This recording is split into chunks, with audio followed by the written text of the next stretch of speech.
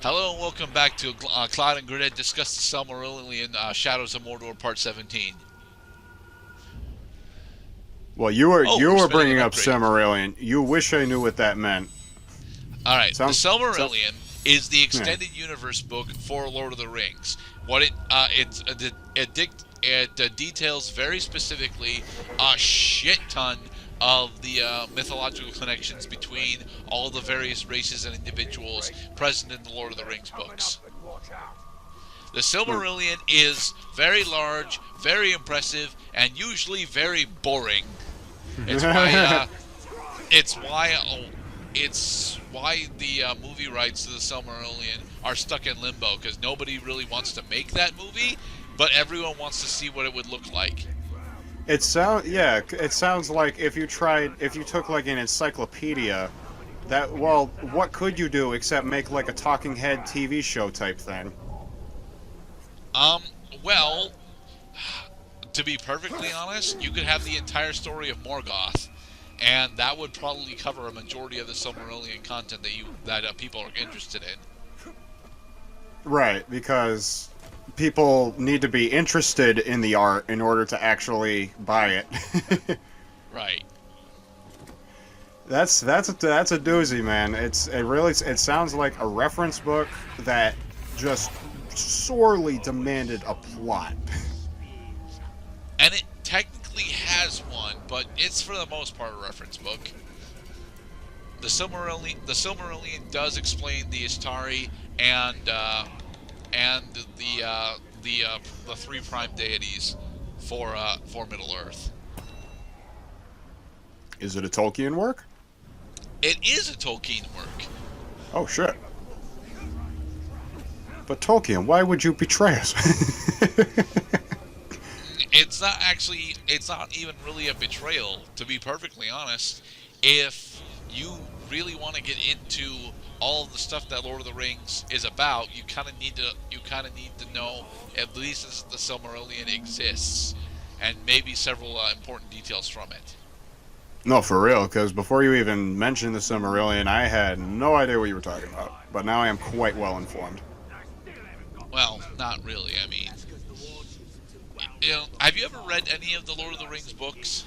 The only Lord of the Rings I've seen all three of the.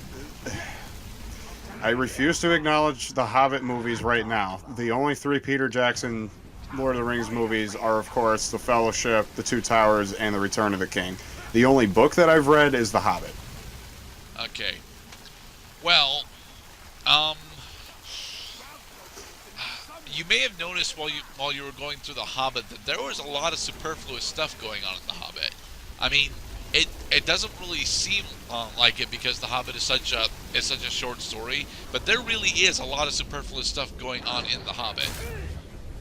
Yeah, That it's kind of turns it from the story of Bilbo that it wants to be into the epoch that it turns out to be. well, now that you mention it, I think the story actually made good use of its elements without, including too many loose plot strands. Like, for example, the that Beastman that they arrive at near the beginning, whom Gandalf tricks into letting in all 24 of the dwarves and Bilbo just by talking to him and telling the story. That guy eventually reappears at the end.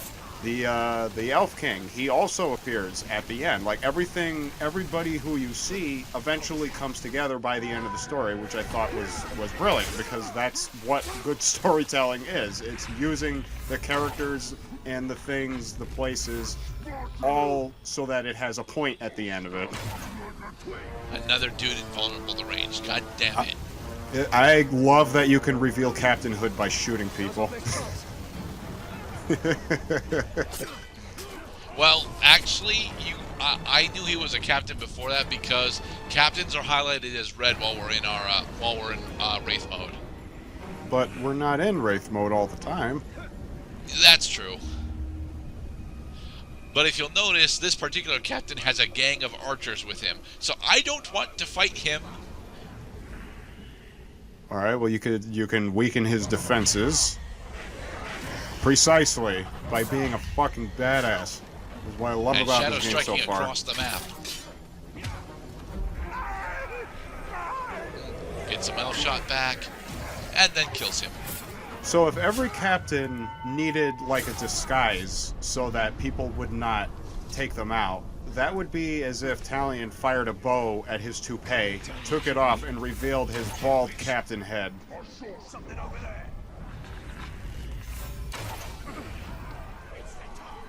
Cut him free, quickly. Alright, mission complete. Run away! Must complete animation. Your scalp will decorate my saddle. Your teeth will jangle around my throat. You don't have a necklace at the moment, though.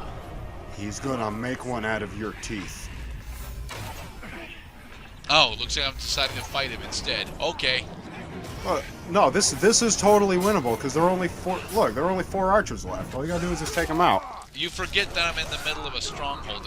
If any of those archers decide that, oh look, now the alarm's being sounded. Fuck it. Okay, maybe not fuck it. This is getting kind of bad. No, I can't slow down time. Yep, out of focus. Only have 3 elf shot left. This dude is immune. This dude is immune to volt break. Is immune to a volt. It's, you know what? I would totally take this gamble. If I was in your shoes right now, I would totally do this. At least try. All right, we got him. Yeah, I never said I would win something like this. I'd probably die a few times. Well, if you die a few times, he leaves. Like the first time you die, they leave the area that you were in. He gets bored. Well, no, he goes on a different mission. Yeah.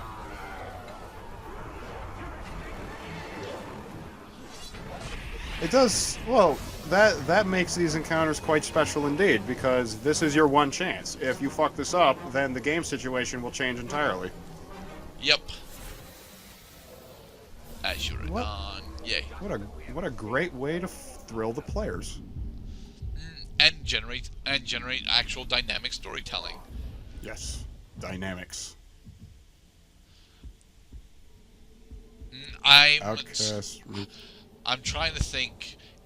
I need 2 more outcast missions. That's what I'm trying to show off right there. That I need 2 more outcast missions, and then we can leave. So you can go to your pause menu and you can see how many of each mission there is in the game? Yes. Huh. It is a very nice thing. No, very nice indeed. Very nice. Now rescue this slave, and then we will So go to many our slaves. mission. And stab. And stab. Slave Stab rescued. you. Worked to death.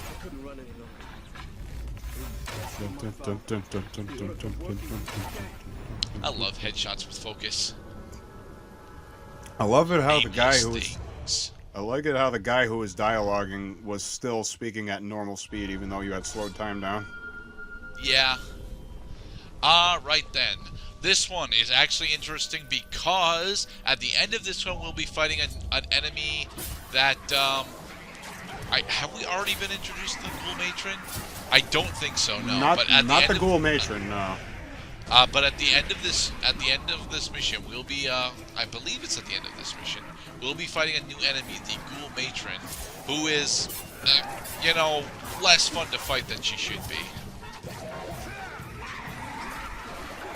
During a recent playthrough of this game, I ended up getting a quick throw, which allows you to just throw low damaging projectile daggers, and because ghouls have exactly 1 HP, it's actually a very easy way to deal with any ghoul hordes. Just throw daggers at them until all of them die. Just throw stuff at them. It can literally be anything. Well, no, they're specifically wraith daggers. Well, yeah, because they have to equip you with a wraith dagger. They could have also let you pick up rocks or twigs or somebody's boot and just throw it at them because they only have 1 health and they will die of anything. Sure you should, random Uruk miner. Everybody wants to be the guy, but then they die. I personally do not want to be the guy. Being the guy that's in charge is fucking taxing. This is the game of Uruks. Game of Thrones. Dangerous to play the game of Uruks. You become war chief, or you die trying. Or you die because you are the war chief. Lorthrond. Full health Lost restored. We can see everything. We can see clearly now. Holy shit, that's a fuck ton of ghouls. Oh my, it's okay. They only have 1 health. Just use Wraith Flash. And then you have to kill the spitter first, because while the spitter's around, you can't actually generate a decent combo streak. Now, the ghoul matron. She spawns over in the other room for some damn reason. The ghoul matron is resistant to combos, but what I mean by that is if you attempt to do normal combos on her, she will just interrupt you over and over again. So what you end up having to do to the ghoul matron is either do basic attacks and then vault over her, getting more elf shot, or pick her off from a distance using your bow. Charge shots are very effective against her, but you can't depend on that forever. Yeah, you did very little shots. You did very little damage with that. Yes. Well, I mean, gosh, of course you should expect it to hit the boss more than once. Uh-oh. I forget. Okay. Yeah, do we die here? I forget if we die during this mission or not. I think we might die during this mission. Blue means safe. Well, you got a lot of health back. Yeah, but it's not really the amount of health back that you get back that's important, because as long as the ghoul matron's here, she has an infinite supply of ghouls that she can throw at us. You could just... Oh yeah, because it costs energy in order to Wraith Flash. It doesn't actually cost focus. It requires us to have a particular hit streak going. Oh. So how high does your hit streak is at? It has to be at least 8. Okay, well you could do it right now. No. You can try. No. When my hit streak counter is flashing red, that means I'm capable of doing it. But you see, a lot of the other finishers require that same hit streak, and you only get 1 at the moment. Later on, we'll actually be able to store up multiple hit streaks. But yeah! Fuck yay. yo! We successfully killed the ghoul matron. Now we're gonna die of just ordinary moot ghouls. Yep. It's okay though. We already succeeded. No, we didn't. Well, we did finish the mission, but damn, bro. He ate at my throat! You get fucked up. You get fucked up if you die to ghouls. Oh look, more time passage. Wait, but you guys didn't kill me. I know, right? How do you get more powerful unless you gain experience from fallen foes? You were nowhere around. Well, it's how time passage works in this game. There are Uruk events happening across the map, and every time that you die or advance time, all of those auto-resolve. Motherfucker. Well, just as long as the ghoul matron's dead, like, I would be satisfied. Yeah. And then I would probably... the mission for Urfael is complete, so... I mean, I could just, you know, accept that I died, go get a drink of water or something, and then come back in order to see the results on the Sauron's army screen.